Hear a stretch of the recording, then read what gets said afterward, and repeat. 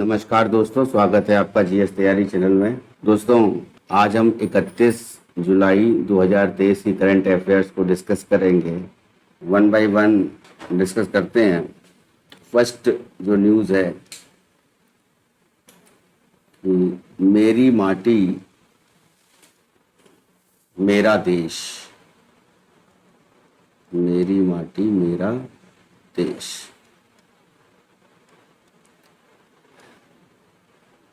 ये एक अभियान है जो स्वतंत्रता दिवस से पहले स्टार्ट किया जाएगा।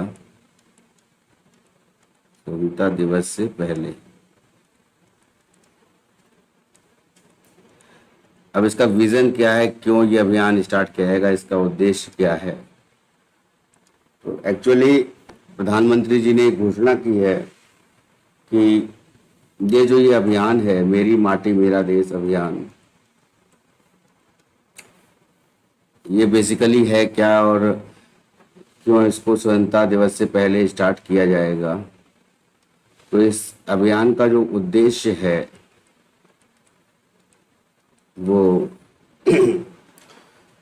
जो देश के शहीद पुरुष एवं महिला हैं उनको सम्मान करना है। देश के शहीद पुरुषों एवं महिलाओं को सम्मान देना।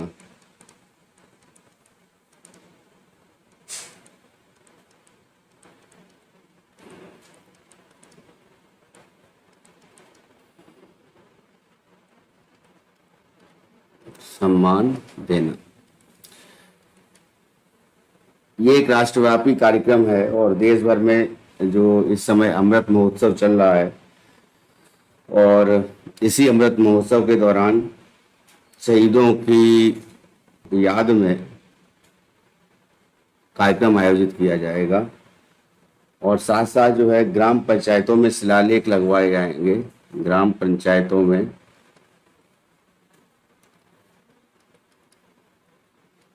शिलालेख।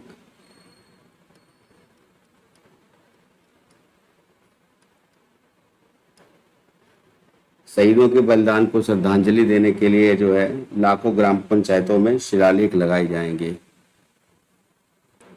शिलालेख लगाए जाएंगे।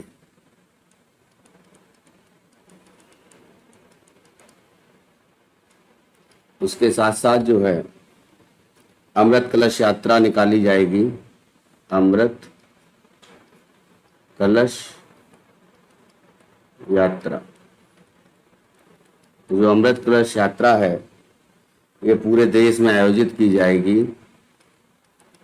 पूरे देश में आयोजित की जाएगी।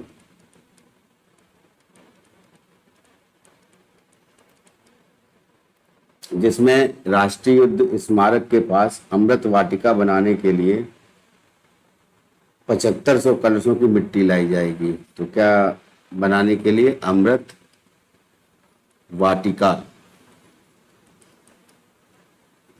अमृत वाटिका बेसिकली क्या है, एक उद्यान के टाइप का बनाया जाएगा। तो उसको बनाने के लिए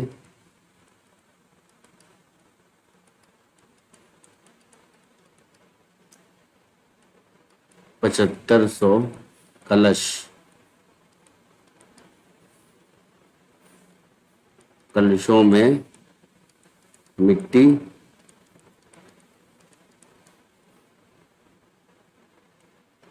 लाई जाएगी।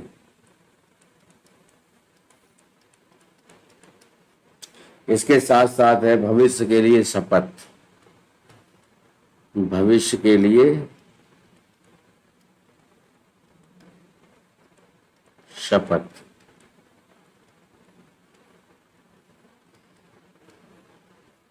मेरी माटी मेरा देश अभियान जो है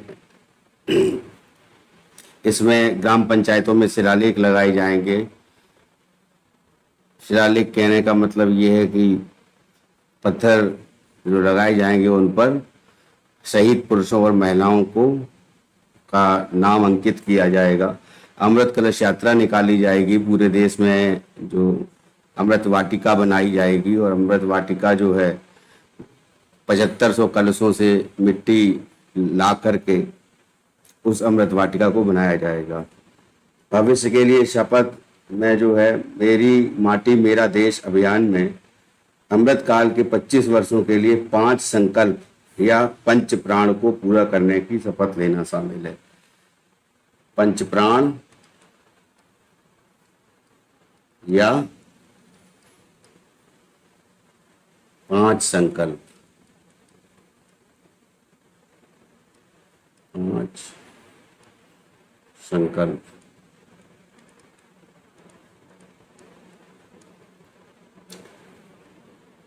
पवित्र मिट्टी के साथ सेल्फी, पवित्र मिट्टी जो कलशों में लाई जाएगी उसके साथ सेल्फी खींची जाएगी और लोगों को लोग जो शपथ लेंगे उनके शपथ लेते समय में ये पवित्र मिट्टी पकड़कर yuva.gov.in ये एक पोर्टल है, इस पोर्टल पर ये जो सेल्फी होगी इसको अपलोड किया जाएगा।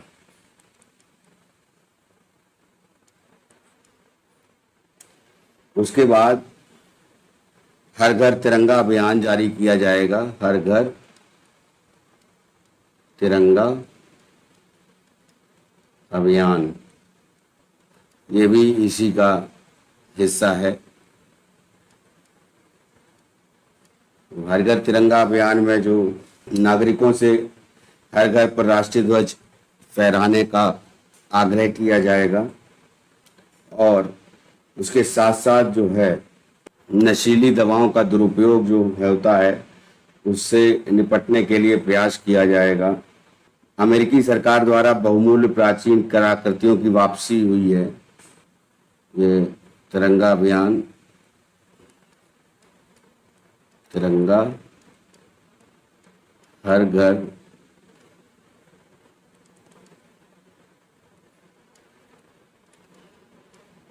में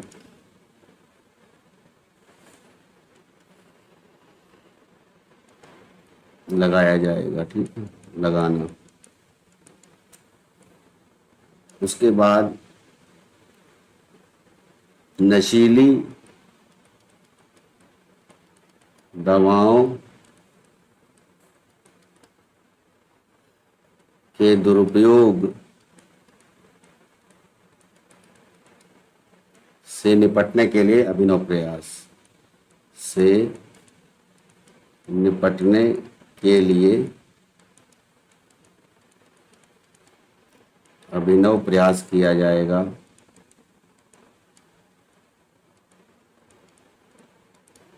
उसके बाद जैसे अमेरिका सरकार से, अमेरिकी सरकार द्वारा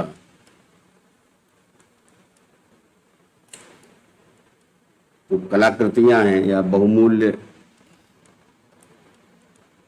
प्राचीन कलाकृतियों को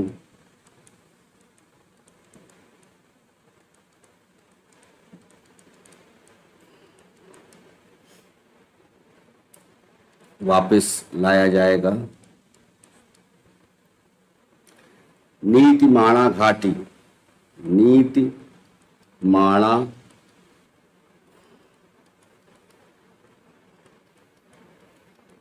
घाटी की महिलाओं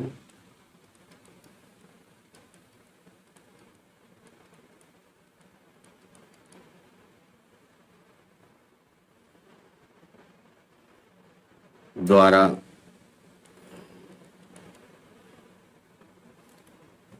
भोजपत्र से सुंदर कलाकृतियां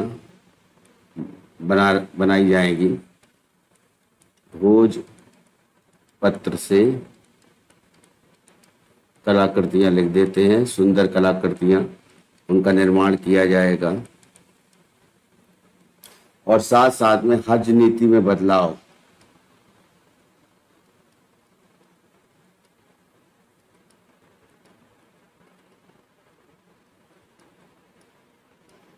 करके महिलाओं को जो है हज में पुरुषों के साथ के अलावा जो है अकेले जाने के लिए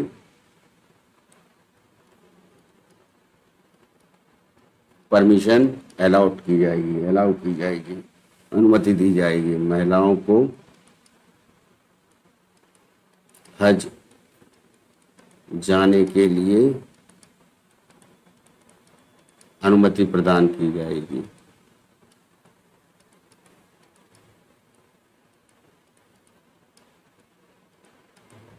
मुक्ति प्रदान करना। तो ये सारे जो इम्पोर्टेंट वर्क्स हैं ये किए जाएंगे। इसमें स्वतंत्रता दिवस से पहले मेरी माटी मेरा देश अभियान के अंतर्गत ये सब होएगा। उसके बाद आते हैं नेक्स्ट न्यूज़ पर, सेकंड न्यूज़ पर आते हैं। भारत मंडपम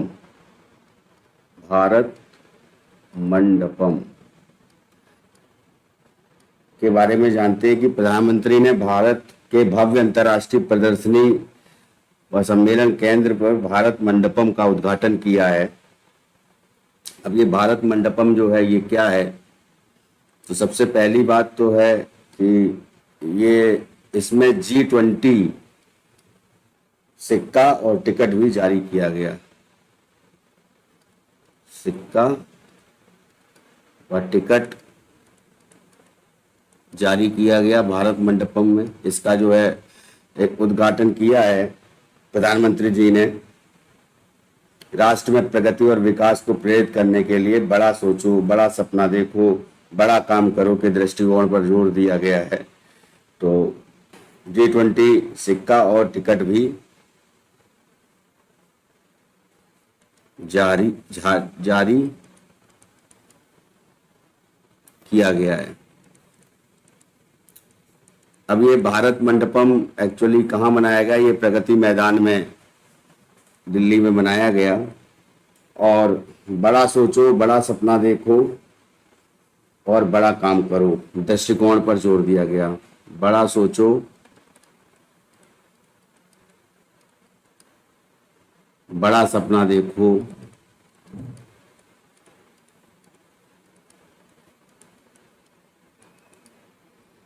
और बड़ा काम करो।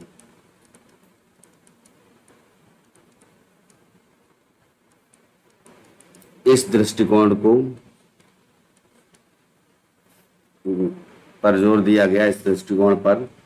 तीसरा जो मेन पॉइंट ये रहा कि ये भारत मंडपम जो है ये 2700 करोड़ रुपए का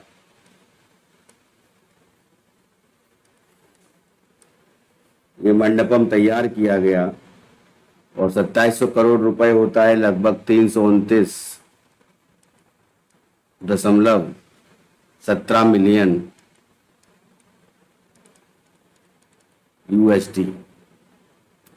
डॉलर। तो इतना जो है इसमें अमाउंट खर्च किया गया है और भारत मंडपम परिसर को बनाया गया है।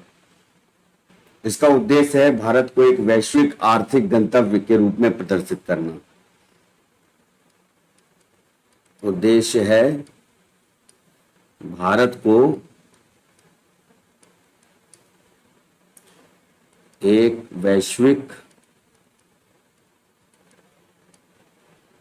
आर्थिक गंतव्य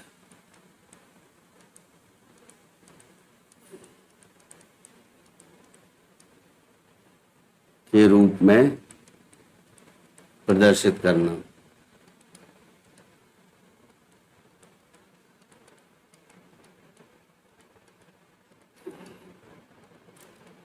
चौथा जो मेजर पॉइंट है कि ये भारत मंडपम जो है ये किस ईश्वर को लेकर के है, क्योंकि बसवेश्वर भगवान के अनुभव मंडपम और सार्वजनिक उत्सव के लिए एक मंडप के विचार से ये प्रेरणा लेता है।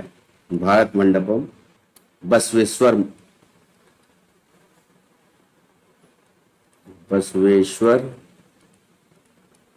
भगवान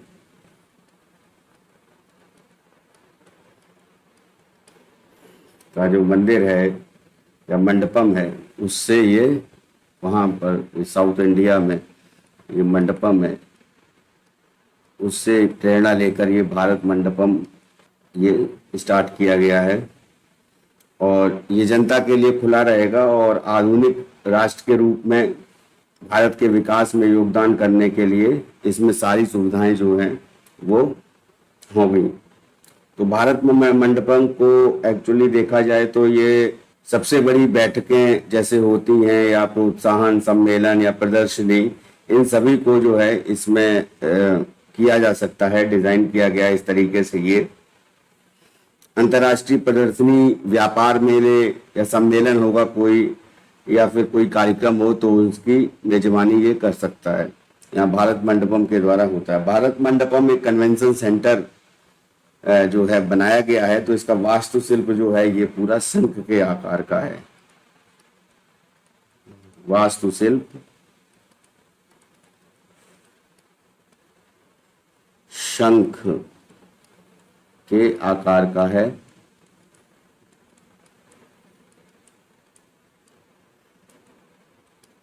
इंपॉर्टेंट पॉइंट एक और है कि इसमें आकाश, वायु, अग्नि, ये सब 5 महाभूत जो हैं जिनसे मिलकर के कोई भी चीज बनती है, पंच तत्व जो हैं, जल, पावक, गगन, समीरा, वही पंचभूत। सौर ऊर्जा के दोहन में प्रकाश की सूर्य शक्ति, इसमें सोलर पैनल्स भी लगाए गए हैं। और इसमें एक्चुअली जैसे ओपेरा हाउस है तो 7,000 लोगों की बैठने की जगह है, लोगों की संयुक्त बैठने की क्षमता।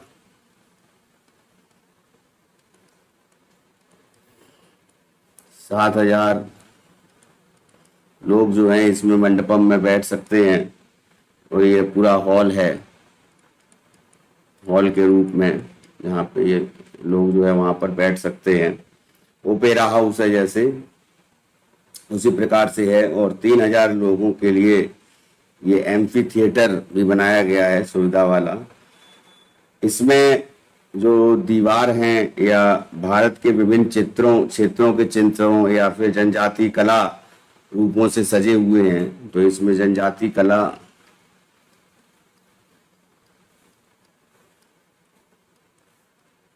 एवं भारत के विभिन्न क्षेत्रों के चित्र लिख देते हैं। क्षेत्रों के चित्र भी इसमें मंडपम में मौजूद है। ठीक है। तो बेसिकली क्या है कि ये एक तरह से प्रगति मैदान में इसको बनाया गया है। और बसवेश्वर भगवान का जो मंदिर है उसके मंडप या मंडपम से इसको प्रेरित है। और वैश्विक आर्थिक गंतव्य के रूप में प्रदर्शित करना भारत को इसका उद्देश्य है। 2700 करोड़ रुपए लागत है इसकी, जिससे बना है ये। 7,000 लोग या इसमें बैठने की क्षमता है। वास्तुशिल्प जो है इसका शंख के आकार का है। और बड़ा सोचो, बड़ा सपना देखो और बड़ा काम करो, इस मोटो को लेकर तैयार है ये। और जिसमें दीवारों पर जो है जनजाति कला और भारत के विभिन्न क्षेत्रों के चित्र अंकित किए गए हैं। अब आते हैं थर्ड न्यूज पर। तो थर्ड न्यूज है कि वो ये है कि WCCF क्या है? Basically world cities cultural forum. World cities actual में ये सिटीज है, world cities cultural forum. World cities cultural forum में कुछ सिटीज हैं जो उसके अंतर्गत आती हैं। और इसमें शामिल होने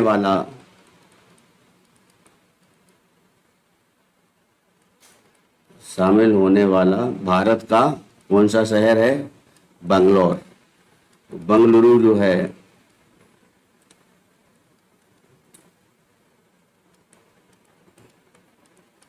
इसको वर्ल्ड सिटीज कल्चरल फोरम में बेंगलुरु एकमात्र शहर है भारत का जो इसका 41वां स्थान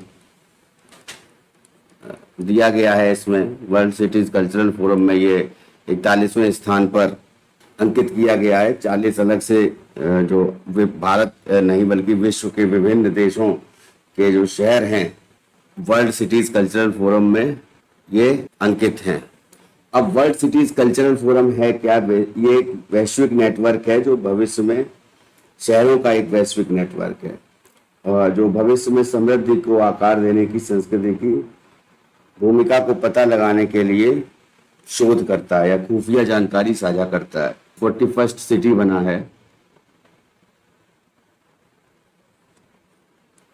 बंगलौर। 40 शहर हैं वो विश्व के अन्य शहर हैं, अन्य शहर, ठीक है।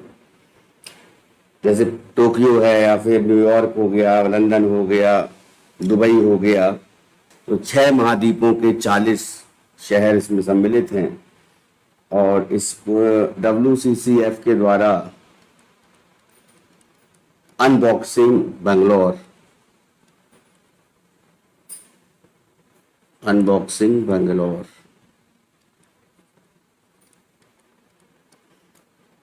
नामक ये परियोजना है जिसे मल्टीमीडिया के माध्यम से इसको प्रदर्शित किया गया है। अनबॉक्सिंग बंगलौर जो है ये basically unboxing BLR foundation, unboxing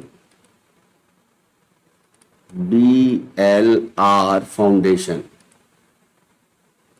इसके द्वारा ये अनबॉक्सिंग बंगलौर नाम दिया गया है। और इस फाउंडेशन ये एक तरह से NGO है, गैर सरकारी या गैर लाभकारी ये पहल है फाउंडेशन। इसकी स्थापना जो है एक्सेल इंडिया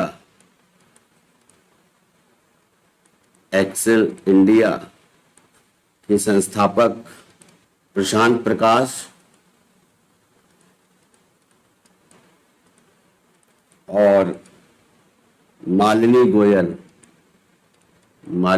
पत्रकार हैं, इनके द्वारा ये NGO जो है एक्सेल इंडिया चलाया जाता है और संस्थापक हैं इसके। अब वर्ल्ड सिटी कल्चरल फोरम जो है इसकी स्थापना कब हुई इसके बारे में जान लेते हैं। तो ये जो है 2012 में इसको स्थापित किया गया और लंदन में संस्कृति और रचनात्मक उद्योगों के जो उप महापौर थे जस्टिन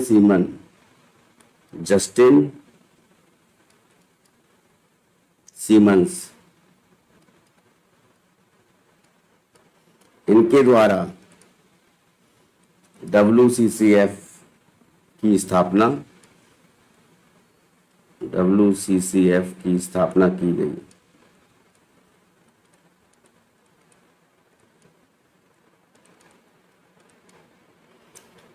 दो 2015 में महारानी एलिजाबेथ ने लंदन में इनको जो है एक विशेष मान्यता प्रदान की और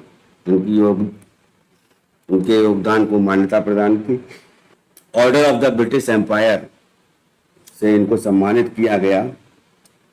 अब बंगलौर को जो है क्यों शामिल किया गया है, तो बंगलौर को लेके हम लोग बताते हैं कि यहाँ पे ये क्या है। बंगलौर इंडिया का सिलिकॉन वैली है। पहली बात, 30 से अधिक सरकारी और निजी संग्रहालय हैं यहाँ पर। भारत का पहला इंटरैक्टिव संगीत संग्रहालय का उद्घाटन भी यहाँ पर किया गया था। हिंदुस्तानी वोकल्स का भी है यहाँ पर ऑडिटोरियम। और museum of art and photography 2020 में इसमें बंगलौर में खोला गया, जो कि दक्षिणी भारत का पहला प्रमुख निजी कला संग्रहालय बन गया। साथ साथ में जो बंगलौर इंटरनेशनल सेंटर है बौद्धिक और सांस्कृतिक रूप से, ये 20,000 वर्ग फुट के पुनर्निर्मित औद्योगिक गोदाम के भीतर स्थापित किया गया था। बंगलौर फिल्म निर्माण के लिए भी बहुत जाना जाता है। तो कर्नाटक की राजधानी, तो साउथ इंडिया मूवीज जो हैं वो बंगलौर में फिल्म उद्योग, कन्नड़ फिल्म उद्योग जो है वो उसकी मेजबानी करता है, सालाना 100 से अधिक फिल्में बनाता है और भारतीय, हिंदुस्तानी और दक्षिण भारतीय कर्नाटक से शास्त्रीय संगीत शामिल है इसमें। यक्षगान कर्नाटक का है। उद्यान है यहाँ पर, इसको उद्यान शहर बोला जाता है। बंगलौर जो है वहाँ पर जो है विशेष रूप से राष्ट्रीय स्तर पर वनस्पति उद्यान, लाल बाग और कब्बन पार्क भी हैं और हरे भरे क्षेत्र वाला शहर है ये। प्राकृतिक आकर्षण और सुंदरता के लिए जाना जाता है। तो इसलिए इन सभी चीज़ों को का मिश्रण करते हुए, इन सभी चीज़ों से बंगलौर जो है बना हुआ है, इसीलिए बंगलौर को वर्ल्ड सिटीज कल्चरल फोरम में स्थान दिया गया है। फोर्थ न्यूज़ पर आते हैं। हम लोग ये भी जानते हैं कि बंगलौर सिटी जो है ये बेसिकली बहुत से, इसरो है या HAL है या Indian institute of sciences Bangalore है, तो यहाँ पर HAL का हेडक्वार्टर भी है और तमाम जो संस्थाएं हैं उनका हेडक्वार्टर ज़्यादातर बंगलौर में ही है। और बंगलौर इंडिया का सिलिकॉन वैली बोला जाता है। इन्हीं सबको देखते हुए WCCF में ये शामिल किया गया है। अब जो नेक्स्ट न्यूज़ है वो यूनेस्को को लेकर के है। बेसिकली यूनेस्को जो है, इसके बारे में जान लेते हैं। तो ये जो है UN की संस्था है, ठीक है, और ये इसका पेरिस में जो है मुख्यालय है। पेरिस फ्रांस में यूनेस्को का मुख्यालय है। साथ में संयुक्त राष्ट्र शैक्षिक, वैज्ञानिक और सांस्कृतिक संगठन, इसका फुल फॉर्म है United Nations Education, Social and Cultural Organisation, और UNADG, SDG जो सस्टेनेबल डेवलपमेंट गोल्स हैं उसका भी ये सदस्य है यूनेस्को।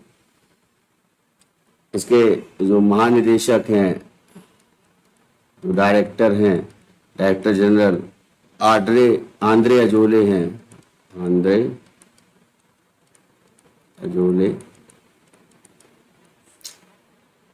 16 नवंबर 1945 में ये बनके तैयार हुआ था। इसकी स्थापना हुई थी 1945 में और साथ में UK में इसकी स्थापना हुई थी। संगठन में इस समय 193 सदस्य देश हैं और जिसमें 11 जो हैं सहयोगी सदस्य हैं। 11 सहयोगी सदस्य भी हैं। यूनेस्को बेसिकली एक मानव केंद्रित शिक्षा दृष्टिकोण को बढ़ावा देने के लिए, मानव केंद्रित शिक्षा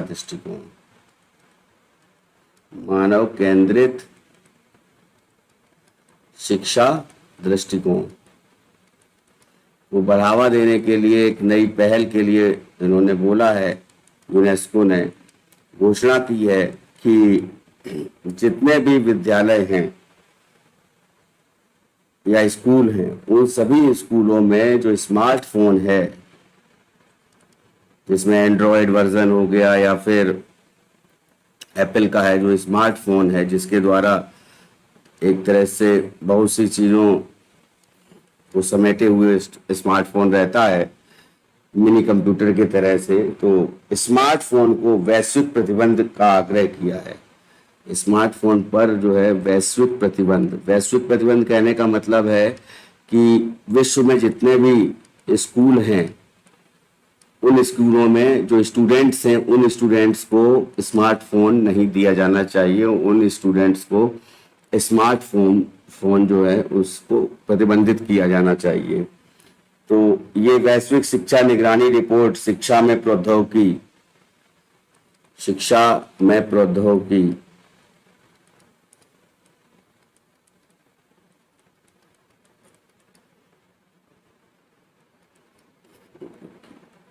ये इसको लेकर के एक निगरानी रिपोर्ट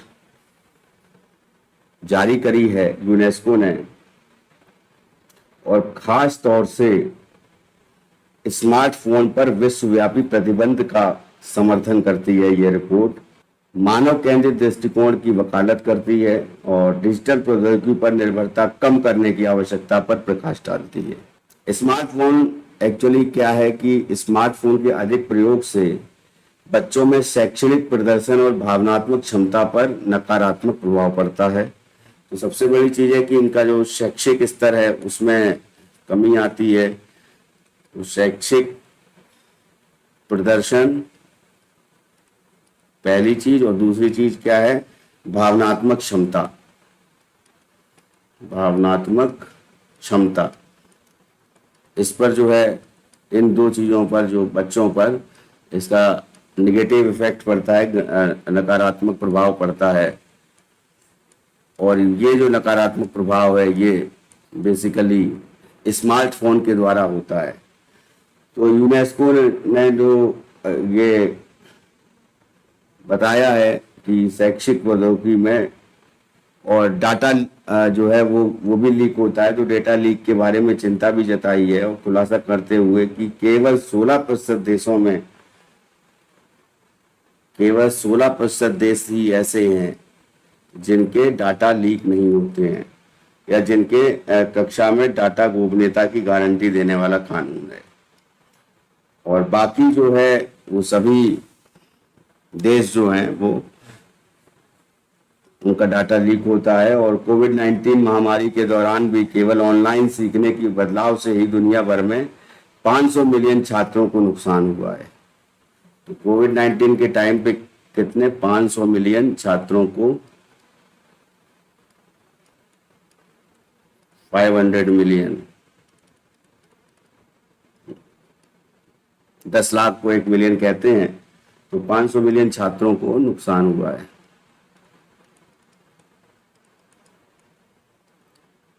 नुकसान इन द सेंस उनका जो सेंसिबिलिटी है या शैक्षिक प्रदर्शन है या भावनात्मक क्षमता है उस पर नकारात्मक प्रभाव पड़ा है। रिपोर्ट इस बात पर भी जोर देती है कि शिक्षा का अधिकार जो है वो तेजी से कनेक्टिविटी से जुड़ा हुआ है और प्राथमिक शिक्षा में बिजली नहीं है ना, स्कूलों को इंटरनेट से जोड़ने के लिए भी मानक तय करना होगा। और इस सर्वेक्षण से भी ये पता लगता है कि 51 सरकारों में से केवल 11 ने स्कूलों में कृत्रिम बुद्धिमत्ता, अब कृत्रिम बुद्धिमत्ता हम लोग जानते हैं कि आर्टिफिशियल इंटेलिजेंस जो है इसको प्रमोट किया है, पाठ्यक्रम में लागू किया है, आर्टिफिशियल इंटेलिजेंस को पाठ्यक्रम में लागू किया है 51 सरकारों में से केवल 11 सरकारों ने। मूल रूप से एक्चुअली क्या है कि मानव केंद्रित शिक्षा दृष्टिकोण को बढ़ावा देने के लिए स्मार्टफोन को रोकने के लिए का यूज जो है वो स्कूलों में बच्चों को नहीं करना है, नहीं करने देना है। शैक्षिक प्रदर्शन और भावनात्मक क्षमता पर उसको नकारात्मक प्रभाव पड़ता है, उनकी शिक्षा जो होती है उस पर नकारात्मक प्रभाव पड़ता है। और उसको लेकर के ये रिपोर्ट जो है वो यूनेस्को ने साझा की है। नेक्स्ट न्यूज पर आते हैं। अटल इंक्यूबेशन सेंटर, ये पहला मत्स्य पालन अटल इंक्यूबेशन सेंटर स्थापित करेगा केरल। केरल में जो है ये पहला अटल इंक्यूबेशन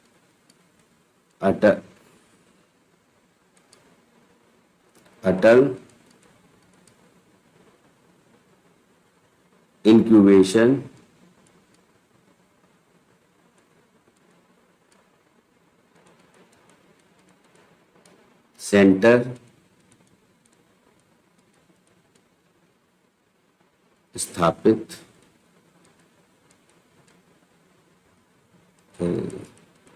केरल राज्य पहला ये अटल इंक्यूबेशन सेंटर ये जो है स्थापित करेगा।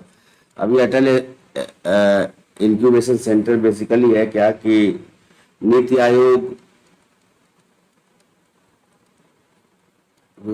आयोग ने 10 करोड़ का अनुदान दिया है, 10 करोड़ रुपए का अनुदान दिया है। और उसके मिलने के बाद जो Kerala university of fisheries and ocean studies, Kerala university of fisheries and ocean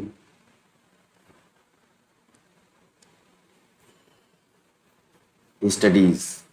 तो कुफोस, केरल यूनिवर्सिटी ऑफ को ये ओ से हटा देते हैं, ये ओ नहीं रहेगा इसमें, तो ये जो है कुफोस हो जाएगा। ठीक है,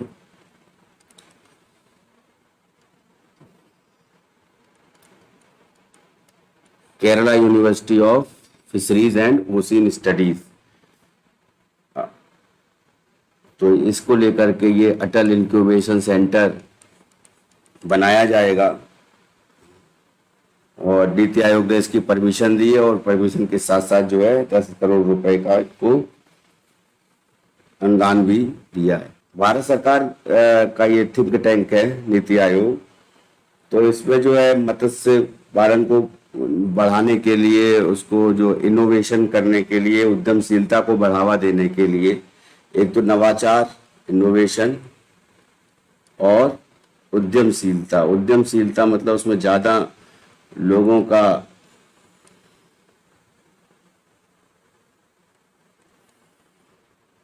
उद्यमशीलता, तो प्रोडक्टिविटी ज्यादा हो वहां पे लोगों की, तो इसके लिए उसको बढ़ावा देने के लिए, उद्यमशीलता को बढ़ावा देने के लिए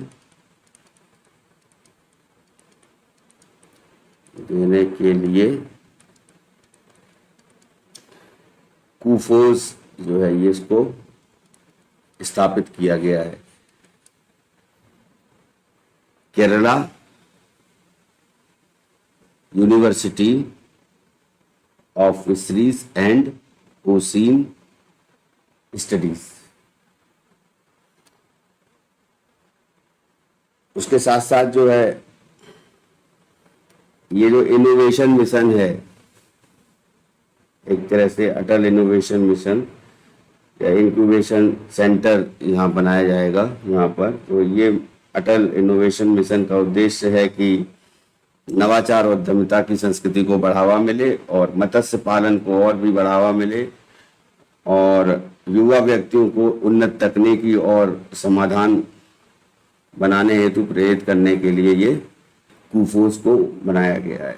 मछली पकड़ने वाला जो समुदाय है उसमें जो चुनौतियां आती हैं उसको कम करने के लिए भी ये दिया गया है। और जैसे कोई स्टार्टअप होता है तो अभी स्टार्टअप को स्टार्ट करने के लिए ये मदद करेगा कुफोस।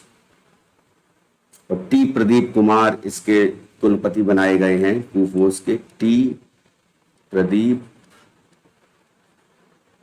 कुमार कुफोस के कुलपति बनाए गए हैं, चांसलर बनाए गए हैं। ठीक है, चांसलर।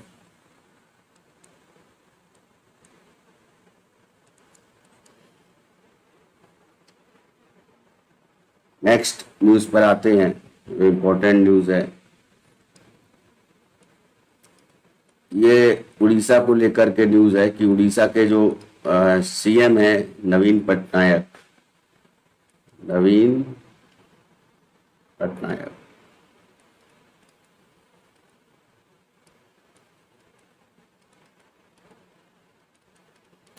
पटनायक जो हैं, ये इनका कार्यकाल को लेकर के ये सेकंड पर्सन है, सेकंड सीएम है इंडिया के जिन्होंने सबसे लंबे समय का कार्यकाल हुआ है इनका, सबसे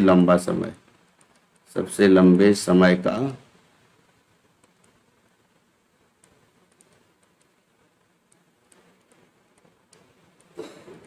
कार्यकाल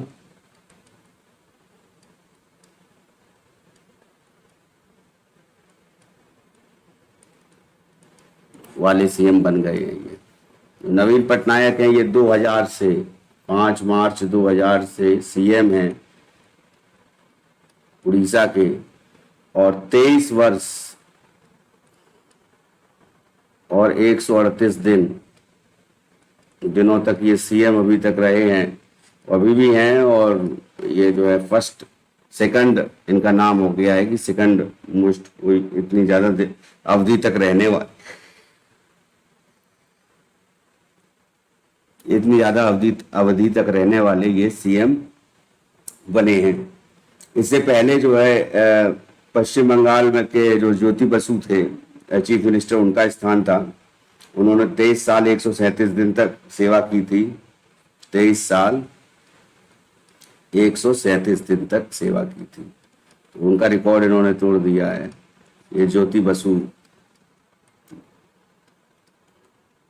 जो सीएम रहे थे कहाँ के, वेस्ट बंगाल के, और ठीक उनका इन्होंने रिकॉर्ड तोड़ा है। और 77 से लेके 2000 तक ज्योति बसु रहे थे। और अभी तक जो है सबसे लंबे समय तक मुख्यमंत्री रहने का खिताब जो है वो पवन चामलिंग को है। सिक्किम के चीफ मिनिस्टर हैं, सिक्किम के, सिक्किम सीएम हैं पवन चामलिंग। इनका नाम लिया जाता है, ये लार्जेस्ट टेन्योर इनका रहा है 24 साल 166 दिन। 24 साल 166 दिन।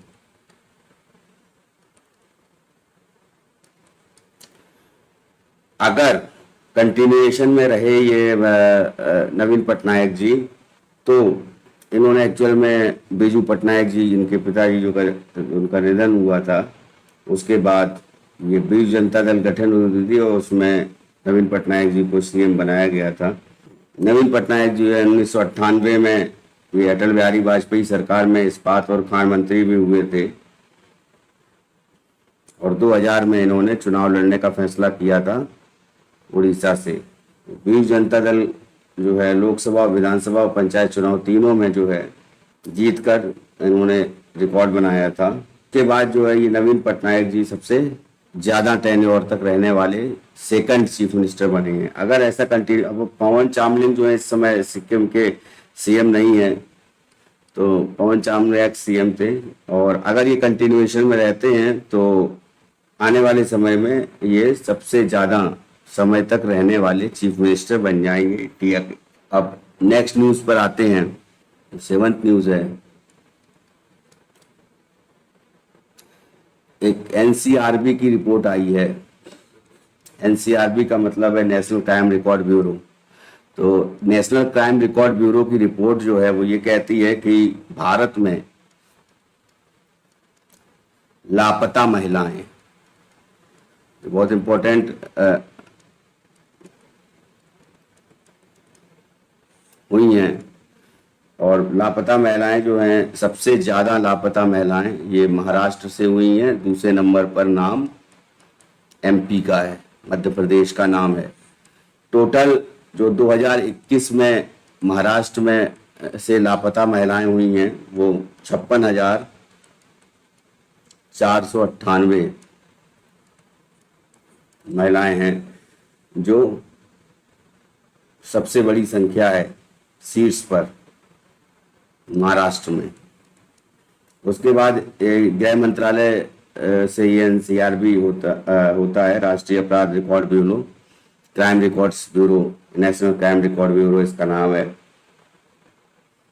ओवरऑल ये जो ये डाटा है ये केवल महाराष्ट्र का है। ओवरऑल इंडिया का जो डाटा है भारत का, तो भारत से टोटल जो है 3,75,058 महिलाओं के लापता होने की सूचना मिली।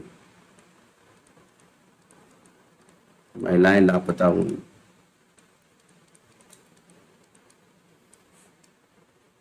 और इतनी महिलाओं में ये जो महिलाएं हैं ये 18 वर्ष से अधिक उम्र की हैं, 18 प्लस एज की हैं। इतनी महिलाएं लापता हुई हैं।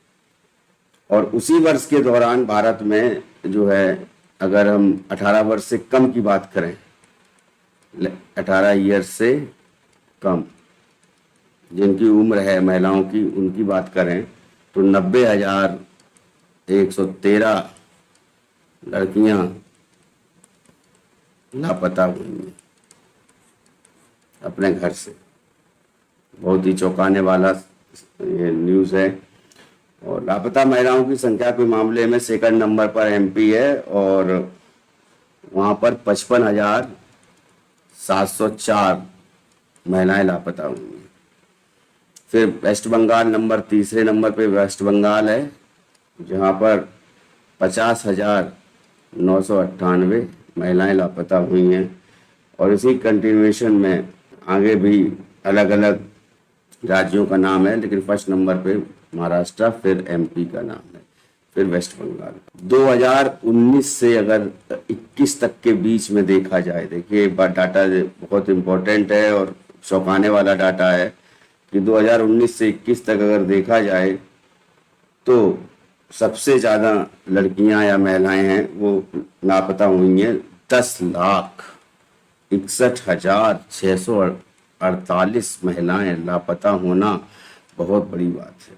तो इस 3 साल की अवधि में जो है भारत से कितनी महिलाएं लापता हुई, जिसमें 2,51,430 लड़कियां हैं, यानी 18 वर्ष से कम आयु की हैं, टोटल हैं। और इससे ये 18 एज से कम। तो ये एनसीआरबी का डाटा है, चौंकाने वाला डाटा है, जो भारत सरकार गृह मंत्रालय से ये डाटा रिलीज हुआ है। तो ये तो बहुत ही अजीबोगरीब स्थिति है भारत की कि इतनी महिलाएं जो हैं भारत से लापता हो जाती हैं और पता भी नहीं लगता है। तो महाराष्ट्र उसमें नंबर 1 पर है और फिर दूसरे नंबर पर एमपी है। महाराष्ट्र में एक साल में बताइए 56,000 महिलाएं तो 2021 में गायब होती हैं। और अगर भारत की बात कर लें तो 18 साल से एजेड जो महिलाएं हैं वो 37, मतलब 3,75,058 महिलाएं लापता, और 18 वर्ष से कम 90,113 लड़कियां। और उसी क्रम को अगर 2019 से 21 के बीच में देखा जाए तो ये आंकड़ा 10 लाख पार हो जाता है। केंद्र सरकार के लिए चिंता का विषय है। तो ये न्यूज़ जो है अपने आप में चौंका देने वाली न्यूज़ है। अब नेक्स्ट न्यूज़ पर आते हैं।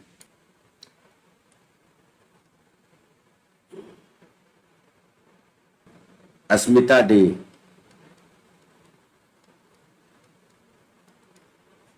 ये जो है मकाऊ जो है चाइना में है। यहाँ पर चीन में जूडो चैंपियनशिप हो रही थी, एशियाई जूडो चैंपियनशिप।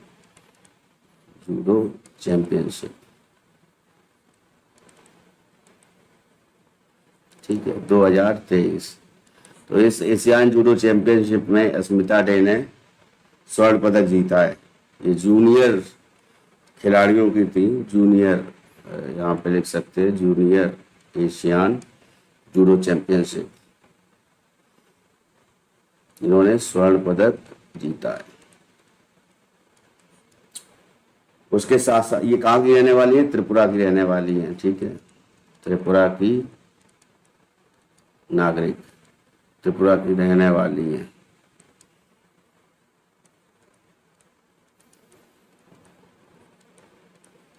ठीक है, उसके साथ साथ जो है इसमें 48 किलोग्राम वर्ग में अस्मिता को कोरिया, भूटान, इराक, अमेरिका सहित 27 विभिन्न देशों का प्रतिनिधित्व करने वाले जूडो का कड़े विरोध का सामना करना पड़ा था। और बाद में जो है अस्मिता ने असाधारण कौशल का प्रदर्शन किया और उसके बाद जो है हांगकांग की सुएट यी तांग को हराया। हांगकांग की सुएट यू तांग को इन्होंने हराया है।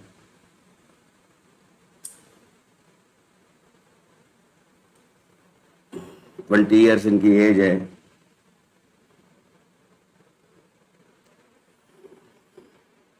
उसके बाद इन्होंने इससे पहले कुवैत सिटी में एशियान ओपन हुआ था। कुवैत में जो एशियान ओपन हुआ था वहाँ पर भी इन्होंने अच्छा प्रदर्शन किया था और रजत पदक हासिल किया था। कुवैत में एशियान ओपन 2023 में इन्होंने रजत पदक प्रदान किया, रजत पदक उनको मिला था।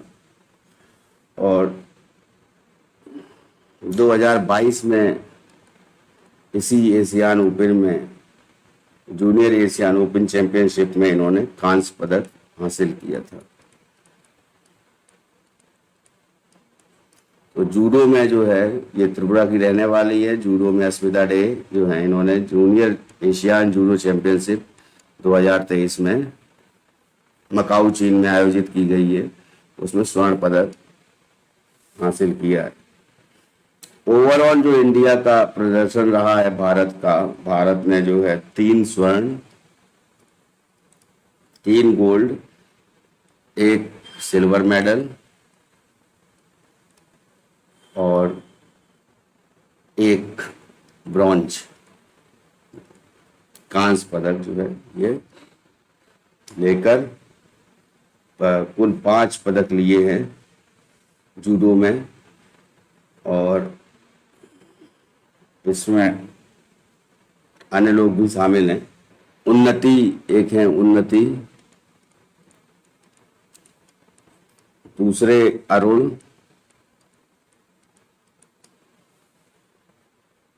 है, और ऑस्ट्रेलिया के कोसेई टोयोशिमा को हराया।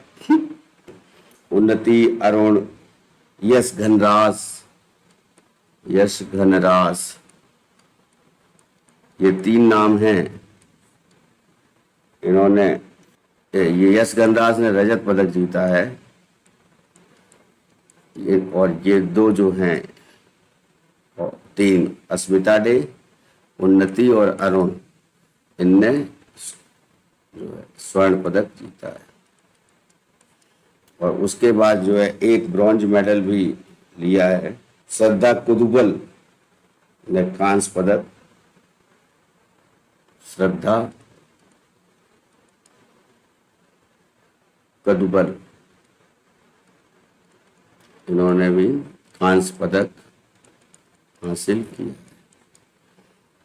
ठीक है, अब आते हैं नेक्स्ट न्यूज की तरफ। 9th न्यूज जो है, देखिए रशिया में, रूस में ग्लोबल वार्मिंग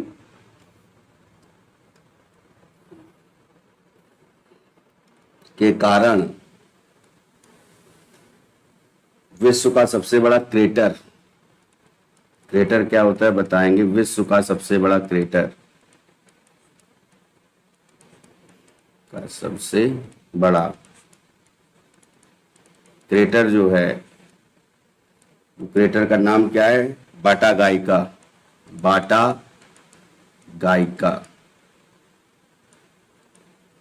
तो जो बाटा गाइका है ये बढ़ रहा है, तेजी से बढ़ रहा है।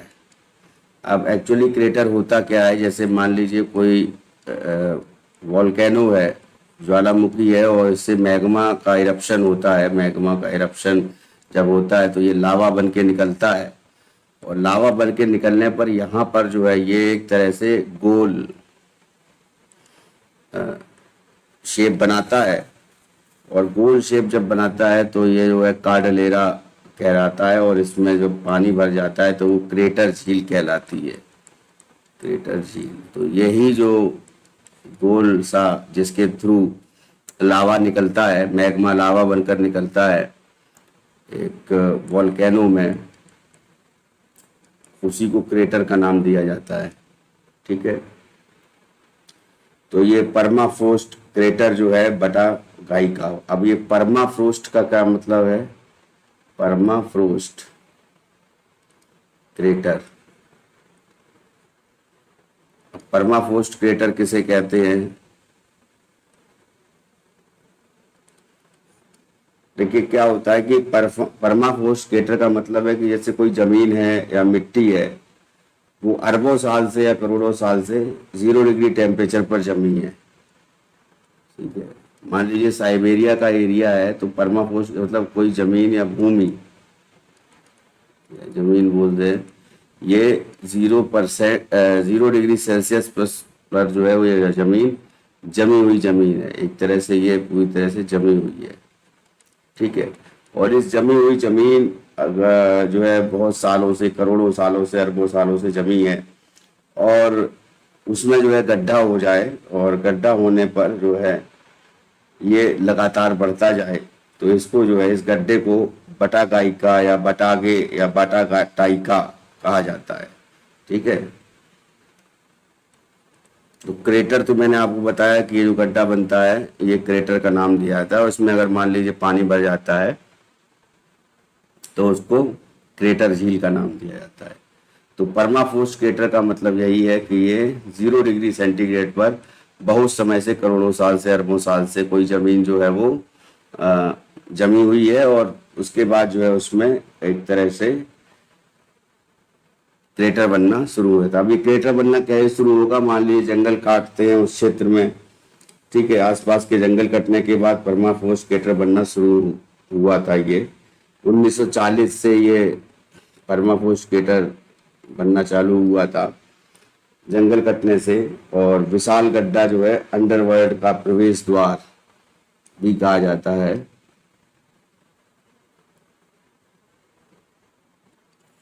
इसको अंडरवर्ल्ड का प्रवेश द्वार भी कहा जाता है। ठीक है, तो शुरू में ये 1960 में, जब 40 में बनना स्टार्ट हुआ तो 1960 में जो है ये दिखाई दिया, और ये गड्ढा जो है 1 किलोमीटर लंबा है, 1 किलोमीटर लंबा है। तो ये बर्फ पिघली है और ये गड्ढा बना है, इसका मतलब रूस में जो है ग्लोबल वार्मिंग के कारण ऐसा हुआ है। और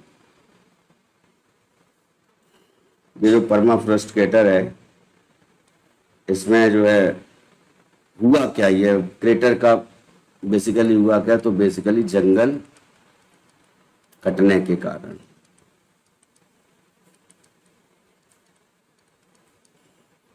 क्षेत्र में जो भी जंगल रहे होंगे, जंगल कटने के कारण क्रेटर का निर्माण हुआ, परमाफ्रोस्ट क्रेटर का। और भूमि उपयोग में परिवर्तन या बढ़ते तापमान के कारण, एक तरह ग्लोबल वार्मिंग के कारण ऐसा हुआ।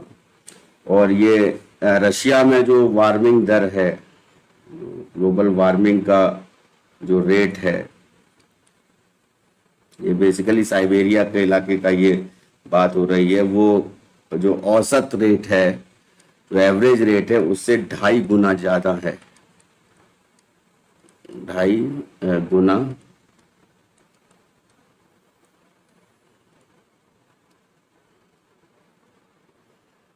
गुना ज्यादा।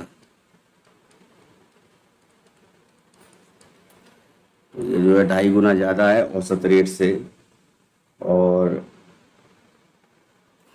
ये देखिए, हम लोग जानते हैं कि जैसे जैसे हम ऊपर जाते हैं पर्वतों पर, तो टैगा जलवायु होती है जहाँ पर घास होती है, उसके बाद जो है लाइकेन पाया जाता है, मॉस पाया जाता है, और सबसे ऊपर जो है उसके बाद जो है टुंड्रा आती है, टुंड्रा में पूरा बर्फ होती है।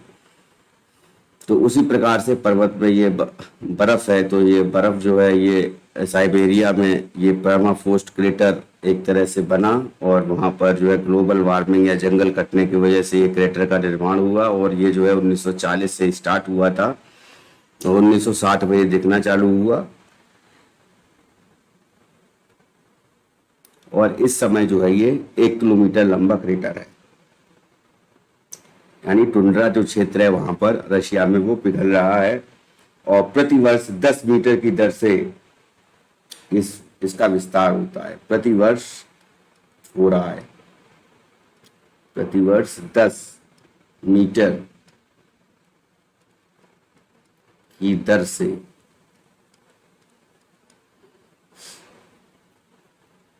बटागाइका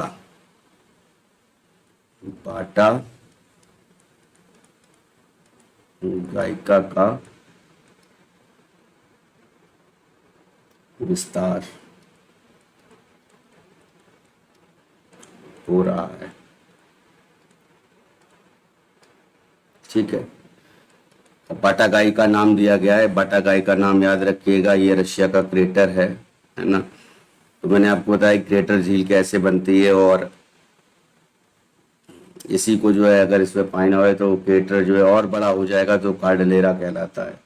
खैर, यहाँ पर परमाफ्रॉस्ट क्रेटर की बात हो रही है। परमाफ्रॉस्ट क्रेटर का मतलब है 0 डिग्री सेंटीग्रेड पर जमी कोई भूमि है और कितने सालों से, वो अरबों सालों से जमी हुई है, और उस पर जो है किसी प्रकार का एक जो है छेद होता है, और उसके बाद धीरे धीरे धीरे धीरे वो बढ़ता चला जाता है, और वो जो है बढ़ता है, और इस समय जो है वो 1 किलोमीटर लंबा हो गया है।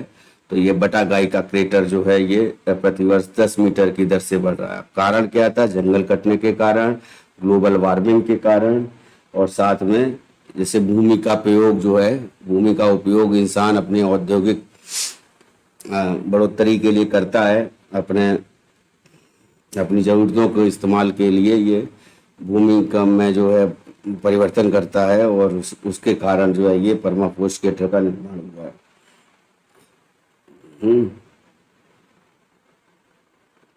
तो परमाफ्रॉस्ट क्रेटर यही है कि 0 डिग्री से नीचे तक ये जमीन जमी रहती है, और पर्याप्त मात्रा में इसमें जो है कार्बन रहता है। परमाफ्रॉस्ट पिघलता है तो मिट्टी जो है पिघलती है और वायुमंडल में ग्रीन हाउस गैसें छोड़ती है, जिससे संभावित रूप से ग्लोबल वार्मिंग बढ़ जाती है।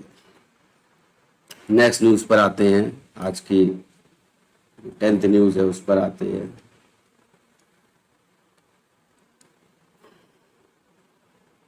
तो मध्य प्रदेश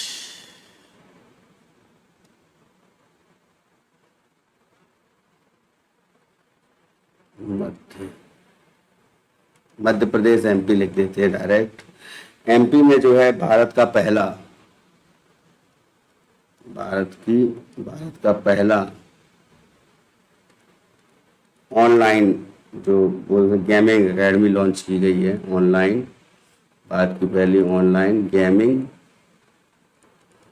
एकेडमी लॉन्च की गई है। इसको जो है इसका उद्घाटन किया गया है, ठीक है। और एमपी स्टेट स्पोर्ट्स एकेडमी ने इसका जो है एमपी स्पोर्ट्स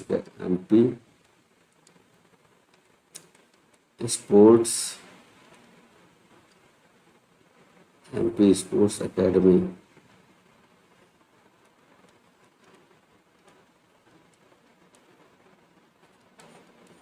ने इसको लॉन्च किया है। बेसिकली इसका पर्पस क्या है? तो जूनियर ई स्पोर्ट्स चैंपियनशिप होने जा रही है एमपी में। MP junior e sports championship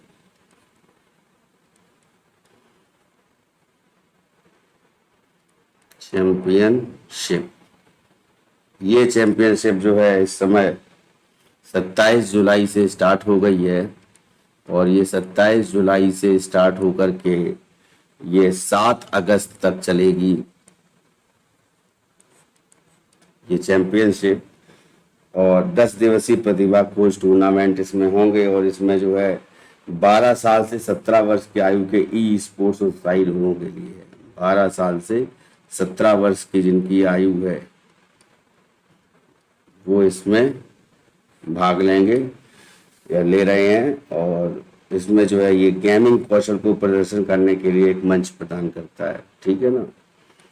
gaming जो वीडियो गेमिंग है, या कह सकते हैं गेमिंग जो स्किल है उसको डेवलपमेंट के लिए, ये उसके स्किल के विकास के लिए ये चैंपियनशिप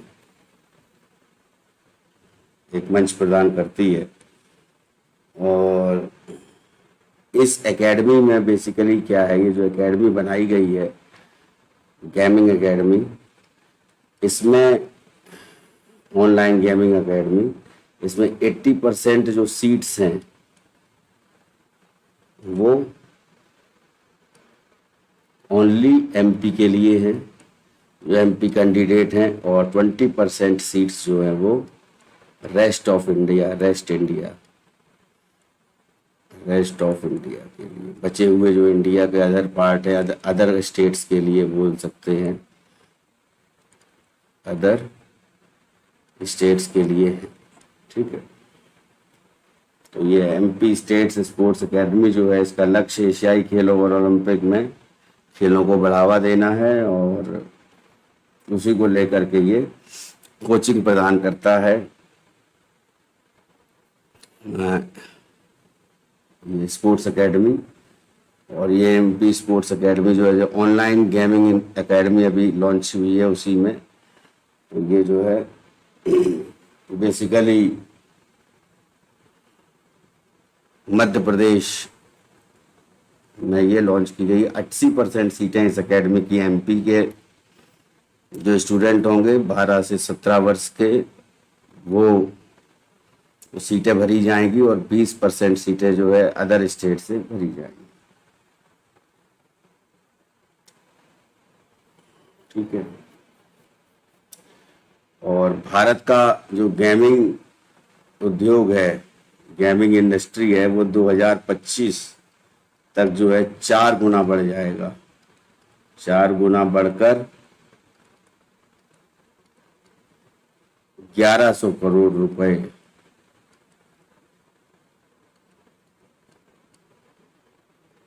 तक पहुंचने का अनुमान है।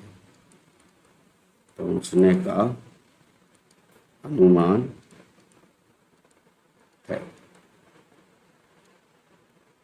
ठीक है, तो आज के लिए यहीं पर समाप्त करते हैं,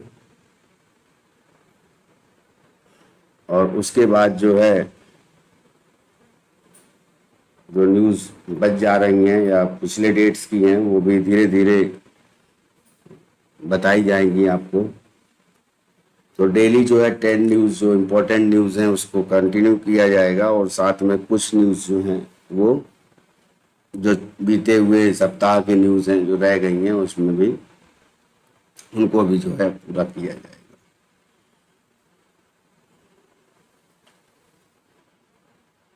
ठीक है, तो बहुत बहुत धन्यवाद। जीएस तैयारी 9 के नाम से जो टेलीग्राम चैनल है, उस टेलीग्राम चैनल से आप जो है कंटिन्यूएशन में डेली की करंट अफेयर्स आपको मिल जाती है पीडीएफ, और साथ साथ जो है जो जीएस तैयारी टेस्ट पोर्टल है, एग्जाम पोर्टल करके ये ऐप है, जीएस तैयारी एग्जाम पोर्टल, इसको आप डाउनलोड कर लीजिए। उसमें जो है डेली की करंट अफेयर्स अपडेट होती रहती हैं, वहां से आप करंट अफेयर्स पढ़ सकते हैं। इसके साथ साथ जो जीएस तैयारी ऐप है उसमें करंट अफेयर्स को लेकर के क्विज आपको मिल जाएगी या टेस्ट मिल जाएंगे। 20 क्वेश्चंस होते हैं इस टेस्ट में, वो आपको आप वहां से जो है टेस्ट को दे सकते हैं। फ्री टेस्ट है ये। बहुत सा मटेरियल जो है वो फ्री भी वहां पर स्टडी मटेरियल है, और अगर आप पेड कोर्स लेते हैं तो उसके लिए आपको जो स्टडी मटेरियल है वो पर्टिकुलरली पीडीएफ में के माध्यम से आपको भेजा जाएगा, और जो कि बहुत ही अच्छा पीडीएफ मटेरियल है हर सब्जेक्ट का, और साथ में करंट अफेयर्स का भी वो कंटिन्यूएशन में अब डेली भेजे जाएंगे, और उसकी क्लास जो है वो ऐप पर ही ली जाएंगी। तो यहीं पर समाप्त करते हैं आज की क्लास को। नेक्स्ट क्लास में आपका फिर से स्वागत होगा, और नेक्स्ट क्लास में हम जो है और करंट अफेयर्स जो नेक्स्ट डे की हैं उनको भी कंटिन्यू करेंगे, और साथ साथ में जो है जो दिन छूट गए हैं करंट अफेयर्स की न्यूज़ जो है, आपको जो न्यूज़ नहीं प्रोवाइड हो पाएंगे हैं वो भी आने वाले वीडियोज़ में कवर अप की जाएगी। थैंक यू, बहुत बहुत धन्यवाद।